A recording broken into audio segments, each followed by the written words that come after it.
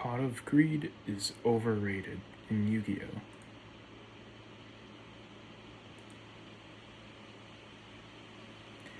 What is Pot of Greed? Pot of Greed is a famous card from the Yu-Gi-Oh! TCG or OCG that's famous for its design and over-explained nature in the TV show despite having a simple effect. It's considered to be one of the strongest Yu-Gi-Oh! Cards of all time, being in the second ever official ban list and limited in the first ever ban list. The card allows you to draw 2 cards without any drawbacks. What made Pot of Greed so good? Pot of Greed was once called the strongest card in Yu-Gi-Oh! As it allowed players to draw 2 cards, which would result in the hand getting a +1 in total card count without any cost or drawback. The card's ability to get a free draw, potentially into another Pot of Greed, was considered to be too good. At the time, there was nothing the opponent could do to stop Pot of Greed from being activated. In the game, drawing a singular card could change the entire tide of the duel. Pot of Greed was a big deal. So what made Pot of Greed so popular? Pot of Greed became a meme back when the 4Kids dub of Yu-Gi-Oh! Was being aired due to them always explaining the effect of Pot of Greed, despite having the simple effect of 2 cards. The characters would always say, I activate Pot of Greed. This allows me to draw 2 additional cards from my deck. This card would become a meme, with people pretending not to know what Pot of Greed does because, well, if they kept explaining, now people are going to pretend that they don't know. And because of that, some people would go to make overpowered fake cards of Pot of Greed. They would change text, say like, oh, this card instantly wins you the game or whatever. Pot of Greed became even more popular and got legendary status after it was moved to the ban list in the second ban list of Yu-Gi-Oh! For being too strong in the format. Konami would also continue to use Pot of Greed as a marketing tool and made other variants of the card that let you draw 2 cards but with the cost, like Pot of Avarice and Pot of whatever. And with these new cards, Pot of Greed would create merchandise around these pot cards, like in this image here. They got mugs with Avarice and Greed. Pot of Greed is overrated. Previous slides were dedicated to show why Pot of Greed has been shown as this infamous, overpowered card that has gained immense popularity in Yu-Gi-Oh! But that is precisely why the next few slides are dedicated to showing you why Pot of Greed is not nearly as good as it may seem anymore. Pot of Greed got power crept. Pot of Greed's amazing effect of drawing 2 cards without any cost while extremely good is now much weaker than other existing cards in modern Yu-Gi-Oh! The majority of new decks are classified as combo decks with engine pieces that can start full combos with 1 card on their own. Cards can summon themselves for free to search a specific card from their deck, which can then activate an effect from being searched to summon itself, to chain another effect to gain more resources, and it goes on and on. Pot of Greed's +1 doesn't match the +4 or higher that other cards can give. There are also cards like Max C that let you draw a card every time your opponent special summons for the rest of the turn on either player's turn. There are also some cards in the Fulos series or Milcharmy series that let you do the same thing but with some restrictions. And in modern Yu-Gi-Oh!, special summoning isn't very special, as every deck pretty much special summons except for a few, like tribute decks including Monarchs, which are pretty old now, and Fluanderies, but that deck doesn't really appear much anymore. And because of this, combo decks that special summon a lot can do over 20 times, even up to 60 per turn, which means a player can go +20 with Max C or higher compared to Pot of Greed's +1.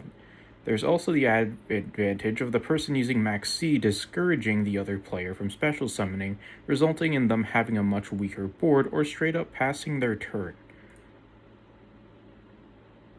Pot of Greed can shut down your cards. In recent years, there have been newer cards that have a specific text that is required in order for an effect to activate. Usually, for a combo, it was written as, if this card is added to your hand except by drawing it. Pot of Greed is a card that draws cards, and if you draw into those cards, which are becoming more common in Yu-Gi-Oh!, then those cards don't work because they've been drawn, therefore they don't get triggered. And because they don't get triggered, they then become useless. Which then, in our terms, we call it a brick, which is described as an unusable card. And if you only run one of that card, then too bad. You can't use it. Unless you recycle it back into the deck, which will normally happen in a later turn.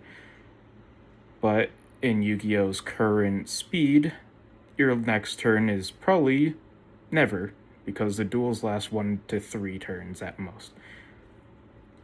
And Pot of Greed also has the downside of, if your deck runs any garnets, a garnet is a term that was named after a card called Gem Knight Garnet. It was required to use a powerful fusion spell that lets you fusion from the deck, only the deck, which means that you needed Gem Knight Garnet.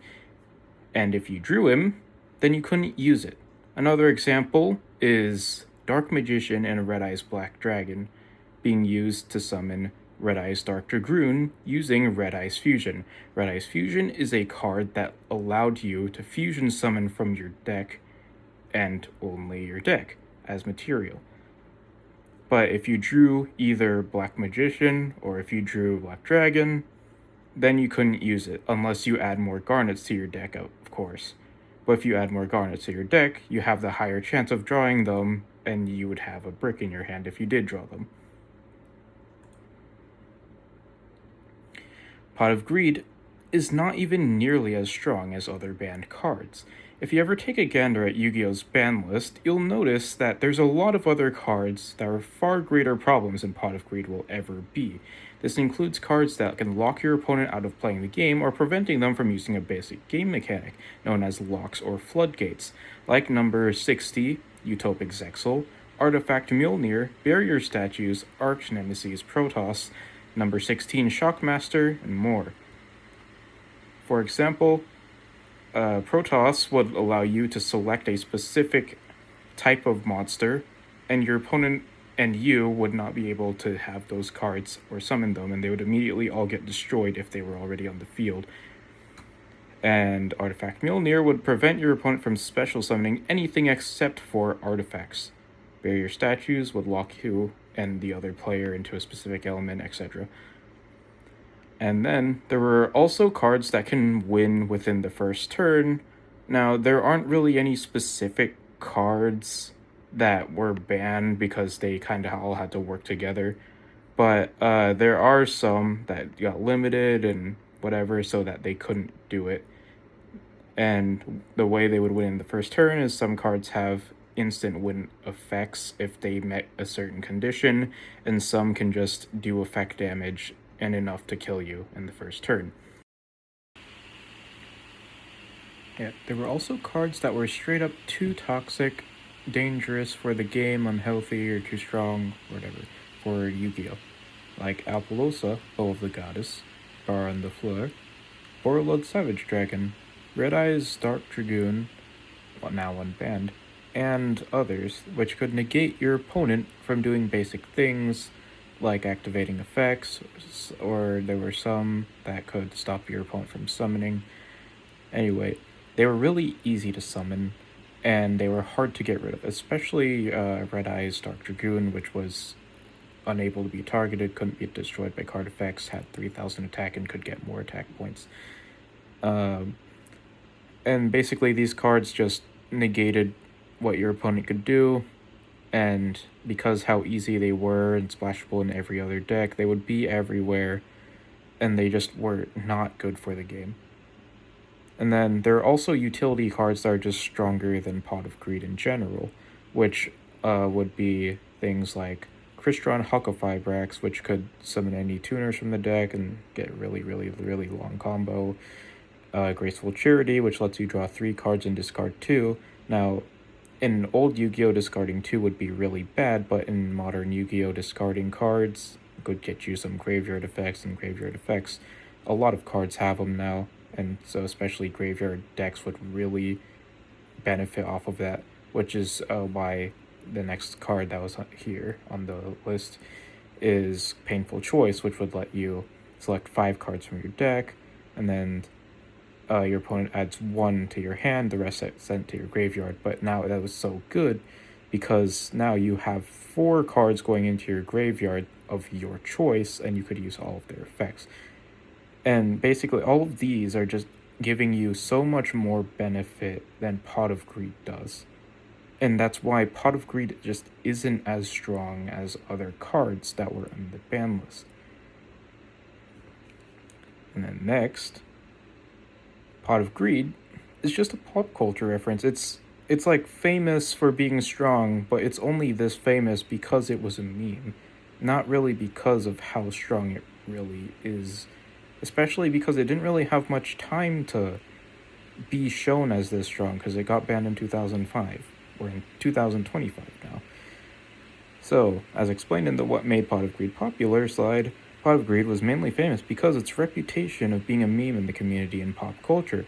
Most people who don't play Yu-Gi-Oh! Would either think of the big famous monsters like Dark Magician Girl, Blue Eyes White Dragon, the Unstoppable Exodia, or they would think of Pot of Greed. Because that's basically just the representation of Yu-Gi-Oh! Outside of the community. And yeah, so when people think of strong card, they think of Pot of Greed. And honestly, the only really big effects Pot of Greed would have is just in older decks. Like, people are like out of tune with Yu-Gi-Oh! Would know. So they would think, oh yeah, you draw 2 cards. You can draw into a thing like Mirror Force or whatever that could save you the duel. Now, Pot of Greed drawing 2, compared to other cards that let you search for everything, not great. It's severely outclassed by high power combo cards and can even mess up their combos. So it's just considered too strong because its reputation from the past, not really what it can do now. But Pot of Greed is still too strong, no? Well, it could be argued that Pot of Greed would see potential play in extremely large issues if it was unbanned in Yu-Gi-Oh! Right now, because it could let your opponent or you draw more hand traps, and hand traps let you disrupt your opponent from the hand during their turn, during the first turn, during the second turn, during whatever you want. And it would also let them draw into more starters. And if you take this into consideration, and you could also just fix your deck so that it doesn't run Garnets, it doesn't run cards that, have to be searched to get their effects, or you could just add more of them to the deck so you don't have to worry about that, then yeah, Pot of Greed could really, really help out some decks be more consistent. But if you really think about it, these decks are already hyper consistent with their like super combo support card starters that are all over the place in their deck. So really, the only the biggest effect will be on the weaker decks, the older decks, the decks people play for fun, decks people play in older formats, and rogue decks. And honestly, I think that unbanning Pot of Greed would be good, because then that would lead to more of the older decks being able to have some more of a chance to run properly. So basically what I'm saying here is that the +1 from Pot of Greed is going to help out decks that don't have as many pluses in searches compared to the combo decks that can go +20, +5, +4, whatever. And because of that, in games where they say, oh yeah, a percent modifier is already good, but on top of let's say you have a 70% increase in consistency, that's great. And Pot of Greed's like a 5% cool, but that's just 5% on top of the 70. Now, if you had a deck with a 10% increase in consistency and you added a 5, then that's great. If you had a deck with 0% consistency increase and you added Pot of Greed with a 5%, that would be so much better because the difference from 0 to 5% or 15 to 20% is much bigger of a difference than 75% to 80%. So I say that Pot of Greed does deserve its fame as like an icon, as a symbol, marketing strategy of Yu-Gi-Oh! But it really just still banned because its status, its infamy, not because how strong it actually is right now. So, what should we think of Pot of Greed? Pot of Greed is an icon of times past and was too strong for its own format back in 2005. However, compared to other cards in the ban list, the downsides of running it in the current meta, and the irrelevant impact it would make on the game if unbanned now, Pot of Greed is not a card that we should consider to be too strong. Pot of Greed has earned an infamous reputation in Yu-Gi-Oh! For being one of the best cards in the game, but in Yu-Gi-Oh! Modern, it is simply not true. It's about time for Pot of Greed to come off the ban list. The old timer has a lot of catching up to do and could help a lot of weaker decks have more fun.